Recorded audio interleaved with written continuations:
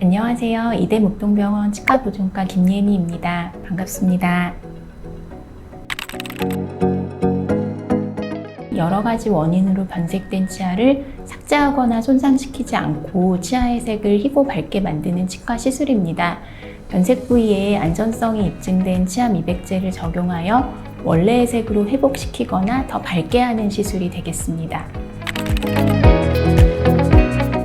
치아의 변색 정도가 심해서 컴플렉스가 되거나 결혼이나 취업을 앞둔 경우에 치아 미백술을 받는 경우가 많습니다. 변색의 원인은 정말 다양합니다. 가장 흔하게 볼 수 있는 것은 음식물에 의한 외인성 착색으로 커피, 홍차, 레드와인, 카레 등이 착색을 유발하는 대표적인 식품입니다. 이 외에도 치아가 형성되는 시기에 테트라사이클린 같은 약물에 노출되면 치아 변색을 유발하는 것으로 알려져 있습니다.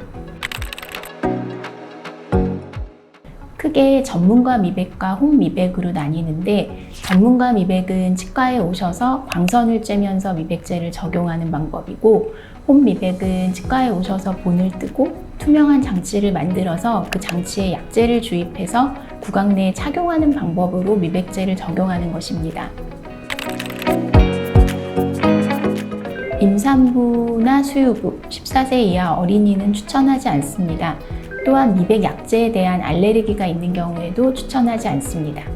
치아가 많이 손상되어 있는 경우에도 미백에 앞서 손상된 치아에 대한 진단과 치료가 이루어져야 합니다. 첫 번째로 치아 미백 치료 후에는 커피, 홍차, 레드와인, 카레 등 착색을 유발하는 음식물을 피해야 합니다. 치료 직후에 이런 음식을 섭취하면 착색이 더 심해질 수 있습니다. 두 번째, 흡연은 삼가하셔야 합니다. 세 번째, 치료를 받은 후에 치아가 시리거나 잇몸이 따가운 경우가 있지만 이것은 일시적인 현상으로 증상이 금방 사라지는 경우가 대부분입니다. 네 번째로, 치아 미백 후 시간이 지나면서 음식물에 의해 아주 조금씩 변색되어 가는데 미백 치료 전후의 색으로 돌아가려면 몇 년 이상 걸립니다. 그러나 보통 2년 정도 지나면 미백 직후의 색상보다 약간 어두워졌다고 느낄 수 있으므로 가벼운 추가 미백 치료인 터치업 미백을 해주는 것이 도움이 될 수 있습니다. 마지막으로 정기적으로 치과 검진을 받고 스케일링을 받는 것이 좋습니다. 아닙니다. 미백으로 인한 자극은 대부분 일시적입니다.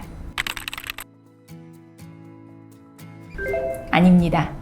대략 2년 정도 지나면 치아색이 약간 어두워졌다고 느낄 수 있고 터치업 미백을 시행하는 경우가 있습니다. 아닙니다.